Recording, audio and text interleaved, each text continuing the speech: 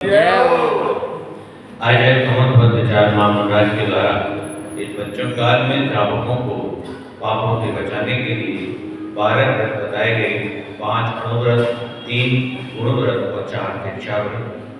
इनका आदि 5 गुणव्रत का वर्णन अणुव्रत का वर्णन कर चुके हैं। इसके अलावा 3 गुणव्रत कौन कौन से बताए थे? दिग्व्रत, अनर्थ दंड व्रत और भोग भोग प्रमाण व्रत, ये 3 गुणव्रत। इसके अलावा 4 शिक्षा व्रत, देश प्रकाशित, दूसरा सामयिक, तीसरा रोषोत्पाद और चौथा आता है वैयाव्रत।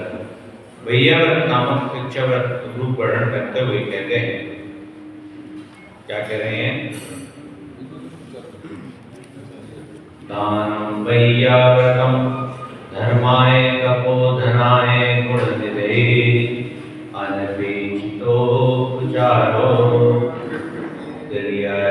संग्रहाय विश्वे। तपोधनाय तप रूप धर्म से युक्त, गुणनिधये सम्यक दर्शन आदि गुणों के भंडार और अग्राह्य गृह त्यागी मुनीश्वर के लिए विभिन्न विधि द्रव्य आदि संपत्ति के अनुसार अनपेक्षितोपचारो प्रक्रियम प्रतिदान दान देकर उनसे कुछ पाने की इच्छा और इस प्रकार मंत्र तंत्र आदि की अपेक्षा से रहे धर्माय स्वयं पर के धर्म की वृद्धि के लिए दानम अपनी वस्तु को देना, वो वैयाव्रत नाम का शिक्षा व्रत कहा जाता है। क्या कह रहे हैं आचार्य भगवान कि जो तप धन से युक्त है, सम्यक दर्शन आदि गुणों के भंडार है, ऐसे गृह त्यागी मुनीश्वर के लिए विधि द्रव्य आदि संपत्ति के अनुसार प्रतिदान दान देकर उनसे कुछ पाने की इच्छा और कोई मंत्र तंत्र आदि से रहित स्वयं पर के धर्म की वृद्धि के लिए अपनी वस्तु को देना वैयाव्रत नाम का शिक्षा व्रत है। मुनि महाराज को आहार कराना, मुनि महाराज को यदि किसी शास्त्र आदि की आवश्यकता है उनको देना, चटाई आदि की व्यवस्था कराना, ऐसे कमंडल आदि की व्यवस्था कराना, ये पूछकर देना कि इसके बदले में मुझे केवल अपने आत्म कल्याण के वचनों के अलावा कुछ भी नहीं चाहिए। ठीक है, ऐसा नहीं महाराज मैं आपकी सेवा कर रहा हूँ और आप मुझे कोई मंत्र दे दो, तंत्र दे दो जिससे मेरा धन दान से खूब घर बढ़ जाए, खूब मालदार हो जाऊँ। ऐसा नहीं बोले। जो ऐसे मुनि महाराज जो तपोनिधि हैं, जो सम्यक दर्शन आदि रत्नों के भंडार से युक्त हैं, ऐसे महाराज की सेवा करना क्या कहलाता है? वैयाव्रती। तपोनिधि है, तपोधनी है, गुण के निधि है, गृह त्यागी संयम दर है, उनको अन्नादिक देना ये वैयाव्रत वर है।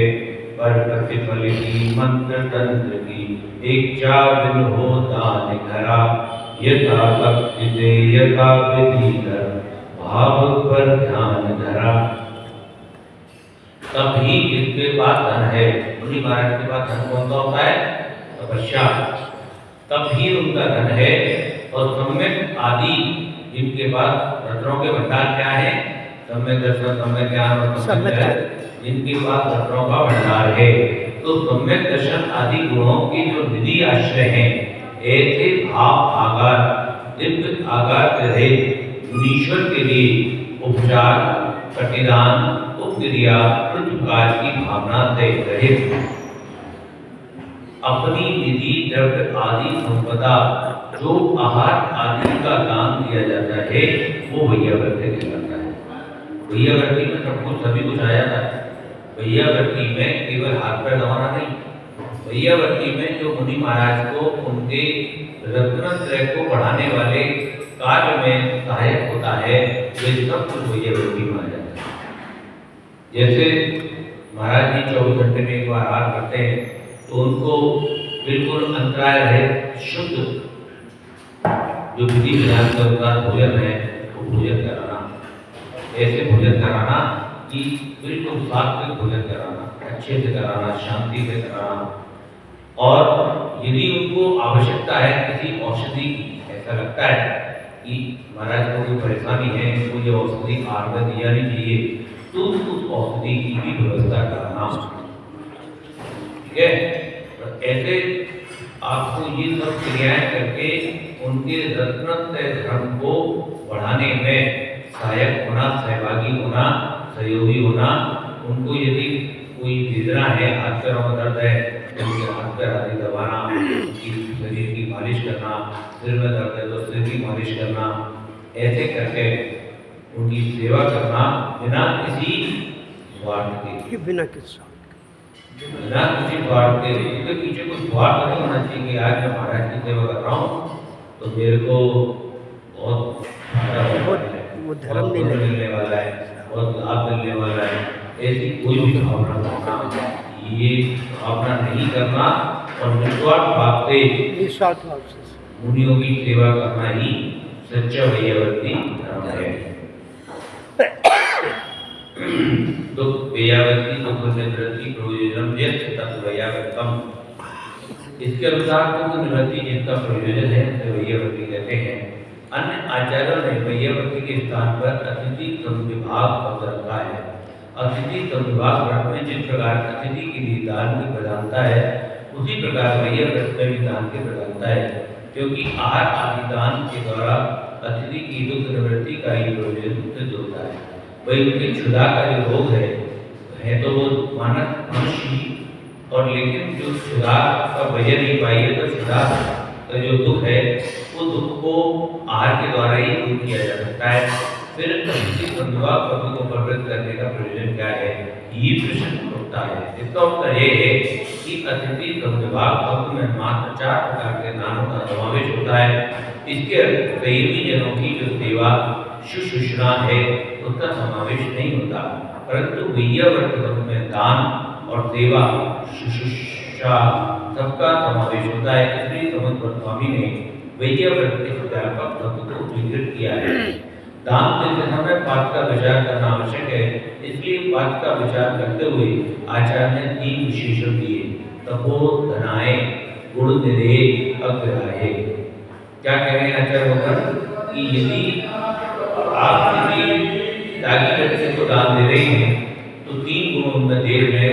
एक तो तपस्या करने वाला हो, 3 बार कामें प्रतिक्रमण, 7 स्वाध्याय करना, निरंतर केश क्लोज करना, और इसके अलावा जो आवश्यक क्रियाएं वो सभी आवश्यक क्रियाएं करना। गुण निधे यानी सम्यक दर्शन के लक्षण हो, सम्यक दर्शन पूरा सम्यक चारित्र हो, सम्यक ज्ञान हो, ये सब देख लेना। अग्राह्य, अग्राह्य का मतलब जिसने अपना घर त्याग दिया है।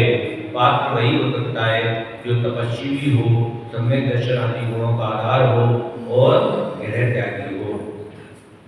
दान देते समय यही एक उद्देश्य होना चाहिए कि इसके रत्नत्रय रूप धर्म की वृद्धि हो। क्या उद्देश्य होना चाहिए कि जो ये रत्नत्रय को धारण किए हुए हैं इसको धारण करने में सहयोगी हो और अधिक वृद्धि हो। दान के बदले मनुष्य हमें कुछ देने अथवा मंत्र तंत्र आदि के द्वारा हमारा कुछ उपकार करें, ऐसी भावना नहीं रखनी चाहिए। ऐसा नहीं सोचना चाहिए कि हम महाराज जी का हाथ करा रहे हैं तो हमारा कोई बहुत लाभ होने वाला है व्यापार में। वो तो सब कुछ अपने आप को सही मिलता है। इसलिए ऐसी भावना नहीं मानी चाहिए कि हम महाराज का हाथ कराएंगे तो हमें हमारा ये काम लाभ होगा, पुण्य लाभ होगा। ऐसी कोई भी भावना नहीं होनी चाहिए। विश्वास भाव से आराधना कराना चाहिए। इसके सिवाय दान अपने विभक्त सामर्थ्य के अनुसार देना चाहिए, क्योंकि सामर्थ्य का उल्लंघन करके दान दिया जाता है वो धर्मक्लेश का कारण बनता है। आजकल कुछ ऐसी परंपरा चल रही है कि कोई नाम के लिए नहीं है फिर भी दान बोल देते हैं। इस शास्त्रों में तो लिखा है कि दान देंगे तो 20 गुना हो जाएगा। ऐसा सोचकर भी कोई ऐसी परंपरा चल जाती है कि कोई बात नहीं है तो भविष्य में दे देना, 10 साल में दे देना, अरे भैया भविष्य कितना देगा। दान का नियम तो ये है कि जो तुम्हारी सामर्थ्य है, सामर्थ्य का मतलब होता है जिसको करने में तुम समर्थ हो, जो 100% कर सकते हो, उसके अनुसार ही दान बोलना चाहिए और दान देना चाहिए। पहले ऐसे ही होता था, लेकिन अब नई परंपरा चल रही है, आजकल गुल्लक आदि देने लगे हैं।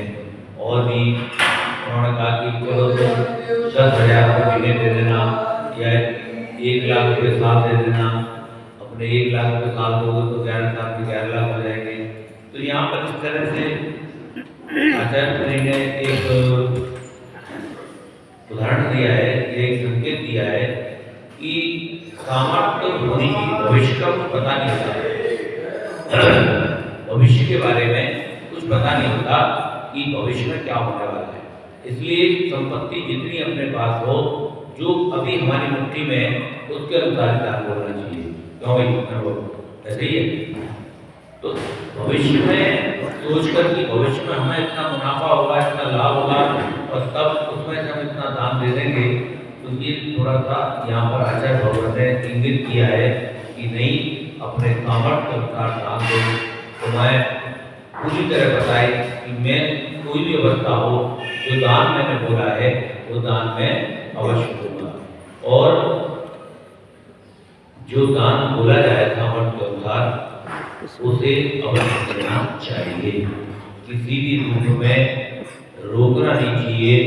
कोई भी, हालांकि दानांतराय कर्म का उदय होता है तो नहीं हो पाता है, फिर भी ऐसा नहीं होना चाहिए। यदि दान बोला है तो सच्चे मन से उसको चुकाना चाहिए, क्योंकि सामर्थ्य होते हुए भी जो दान नहीं देता है उस पर पठानी ब्याज चलती है। अब बोला हुआ दान भी जल्दी करना चाहिए ना कि यदि देखो, या तो समय ले लो, बस ये समय नहीं लोगे तो फिर तुरंत तो उतना ही तुम्हारे करना चाहिए। बोले शांतिनाथ भगवान की जय हो। क्या वाणी के ज्ञान से सूझे लोकालो, जो वाणी मस्तक धरो सदा दे तू। हे जिन वाणी भारती तो जब पूजन है, जो तेरी शरणागत है सो पावे सुख्य। देव भजो अरियंत को गुर सेवा निर्धन, दया धर्म पालो सदा यही मोक्ष का। बोलो जिनवाणी माता की जय हो। जैन धर्म की जय हो। बोलो पंच परमेश्वरी भगवान की जय हो। समय ज़्यादा लगती है भाई साहब।